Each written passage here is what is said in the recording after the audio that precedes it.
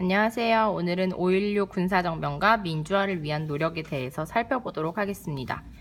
자, 13대 1부터 3대 대통령 이승만이 4.19 혁명으로 인해서 결국 하와이로 망명을 간 뒤에 윤보선 대통령이 4대 대통령으로 당선됩니다. 이 당시에 사실 윤보선 대통령은 새로운 정치를 하지 못했어요. 그러다 보니까 일반 국민들의 시위가 거세졌고 나라가 매우 혼란스러웠습니다. 이때 박정희라는 군인이 나타납니다. 자, 박정희는 군인들을 중심으로 무력으로, 힘으로 정권을 잡아버립니다. 쿠데타를 일으킨 거죠. 그게 바로 5월 16일이었습니다. 근데 연도가요, 1963년 박정희가 대통령이 된 때가 아니라 윤보선이 집권하고 있던 60년과 62년 사이인 61년 5월 16일에 군사정변을 일으킵니다. 자, 63년에 결국에는 윤보선이 내려오고 5대 대통령으로 박정희가 당선되게 됩니다. 이 당시까지는 대통령이 중임 2번까지 하는 게 가능했어요.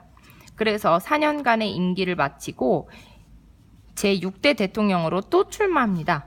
그래서 6대 대통령도 박정희가 됩니다. 근데 2번까지는 되는데 3번은 출마 못하잖아요. 그래서 대통령이 되고 난 뒤에 69년도에 법을 바꿉니다. 이승만과 마찬가지로 법을 또 바꾸는데요. 3선 개헌이라고 합니다. 이걸 왜 그러냐면 장기 집권을 하기 위해 대통령을 3번까지 할 수 있게 법을 바꿨다는 거예요. 그래서 3선 개헌이라고 합니다. 3선 개헌을 성공리에 마친 박정희는 4년간의 임기를 또 이렇게 지내고 7대 대통령으로 당선이 됩니다.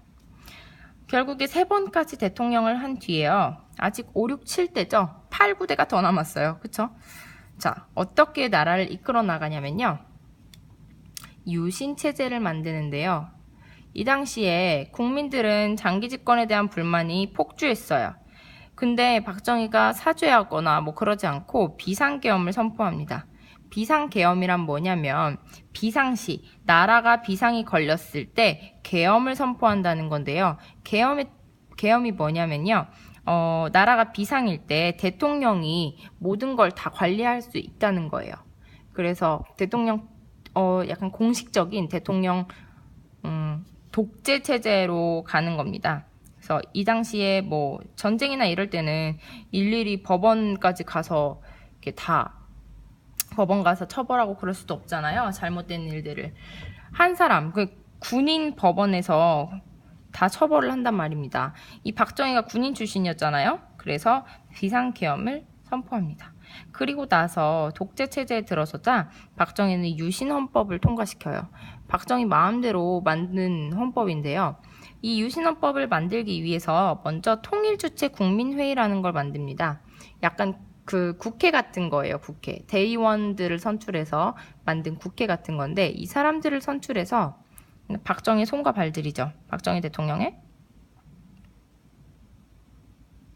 손과 발들인 그런 충성스러운 사람들로 통일주체 국민회의를 뽑아서 대통령 선거를 직접 선거에서 간접 선거로 바꿔버려요. 또 간선제로 바꾸는 거예요. 이승만이 바꿨던 걸. 그래서 이 사람들이 대통령을 뽑게 합니다. 그러니까 계속 박정희가 대통령이 되는 거죠. 박정희가 법관, 판사도 임명하고 힘이 엄청 세지죠. 그리고 국회가 결국 해산되는 거예요. 대통령 한 명만 있으면 통일주체 국민회의랑 대통령만 있으면 나라가 잘 굴러가는 거죠. 지금 이 상황에서는 독재니까요. 자, 그러던 어느 날 9대 대통령까지 계속 쭉쭉쭉쭉 달리던 박정희가 암살을 당합니다. 그 전에 이미 박정희의 아내가 한번 암살을 당해요. 그리고 나서 박정희 대통령은 지금의 박근혜 대통령과 함께 박근혜 대통령이 박정희 대통령 옆에 계속 졸졸졸 계속 쫓아다니면서 어린 나이부터 정치에 대해서 배우죠. 그러던 어느 날 박정희 대통령이 피살을 당하면서 유신체제가 종료되게 됩니다. 이때 당연히 반대가 심했겠죠.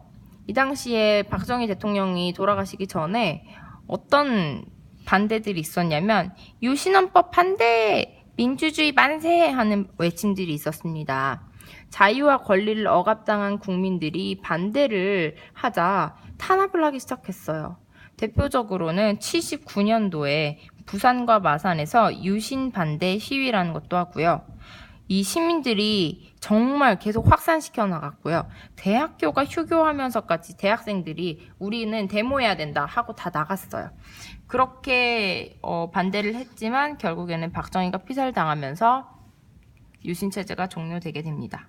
근데 박정희 대통령 시대에 긍정적인 부분들을 언급하지 않을 수가 없는데요. 아직도 할아버지 할머니들 중에서는 박정희 대통령 최고라고 하시는 분들이 있어요.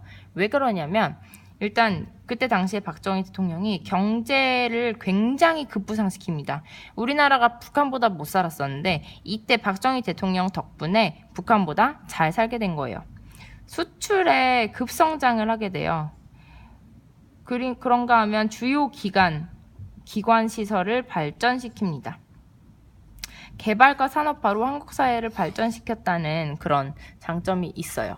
그런가 하면 독재 정권에 의한 정치를 했기 때문에 분명히 국민들을 억압하고 탄압했다는 점에서는 질타받지 않을 수 없습니다. 자, 민주화를 억압하고 인권을 탄압했죠. 탄압이죠, 탄압. 자, 이렇게 유신 헌법까지 우리가 알아봤고요. 자, 여러분은 이 당시에 태어났으면 어떤 일들을 했을 것 같나요? 자, 우리 교실에서 한번 다 같이 생각해 보도록 하겠습니다. 수고했어요.